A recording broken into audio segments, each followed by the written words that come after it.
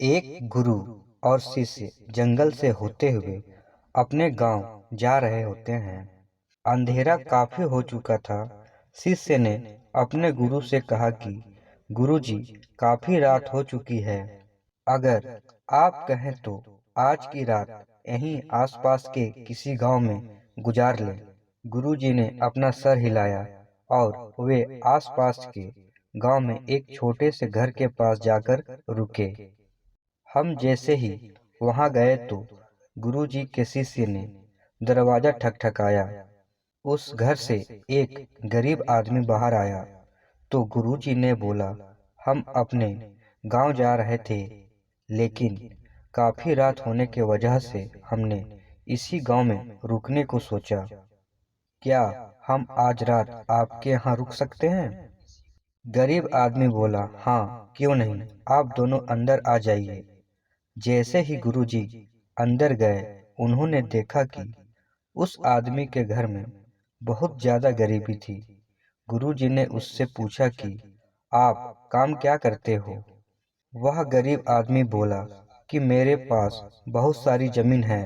तो गुरुजी ने बोला, अगर तुम्हारे पास बहुत सारी जमीन है तो इस तरह से क्यों रह रहे हो? वह आदमी बोला, यह किसी काम की नहीं है। गांव वाले बोलते हैं कि ये बंजर जमीन है, यहाँ पर कुछ भी नहीं उगाई जा सकती है और वहाँ फसल उगाना बहुत बड़ी बेवकूफ़ी है। गुरुजी ने बोला कि तुम्हारा गुजारा कैसे होता है? उसने बोला कि मेरे पास एक भैंस है जिससे मेरा पूरा घर चलता है। ये सुनने के बाद गुरुजी सो जाते हैं और रात में जब सब लोग सो रहे होते हैं तब गुरुजी अपने शिष्य को उठाते हैं और उस गरीब आदमी की भैंस लेकर अपने गांव चले जाते हैं। शिष्य अपने गुरु से पूछता है कि गुरुजी, कहीं आप ये गलत तो नहीं कर रहे हैं? उस गरीब आदमी की रोजी रोटी इसी भैंस की वजह से चलती है। तो गुरुजी अपने शिष्य की तरफ देखते हैं और मुस्कुराते हुए आगे बढ़ जाते हैं। उस बात को तकरीबन 10 साल गुजर जाती है और जो गुरु का शिष्य था वह बहुत बड़ा गुरु बन चुका था। तो एक दिन उन्हें उस गरीब आदमी की याद आती है कि मेरे गुरु ने उस आदमी के साथ अच्छा नहीं किया था। मुझे एक बार चलकर देखना चाहिए कि वह आदमी अब किस परिस्थिति में है। वह शिष्य उस गांव की तरफ जाता है और वहां जैसे ही पहुंचता है तो वह देखता है कि जहां पर उस गरीब आदमी का झोपड़ा था वहां पर एक बड़ा ही आलीशान महल बन चुका था और उस झोपड़ी के बाहर जो बंजर जमीन थी उस पर फल और फूलों के बगीचे थे।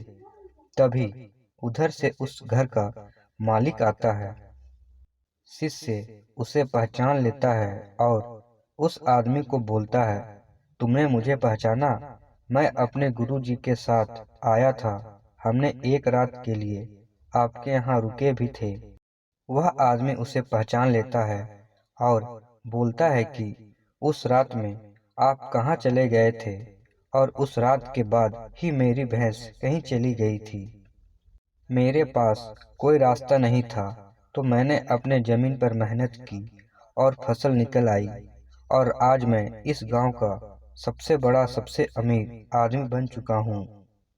ये सुनने के बाद शिष्य के आंखों में अपने गुरुजी के लिए आंसू आ गए और उसे यह बात अब समझ में आई और वो रोने लगा। इस कहानी से हमें यह सीख मिलती है कि हमारे अंदर ऐसी बहुत सी टैलेंट छुपी हुई है, लेकिन हमें कोई ना कोई चीज रोक रखी है। वे आपके फैमिली वाले भी हो सकते हैं, आपका जॉब भी हो सकता है, कुछ और भी हो सकता है। देखिए, आपके पास भी तो भैंस की जैसी कोई दूसरी चीज तो नहीं है जिसने आपको आगे बढ़ने से रोक रखा है। इस तरह के मोटिवेशनल कहानी के लिए हमारे चैनल को सब्सक्राइब करें, लाइक करें, शेयर करें और कमेंट करें।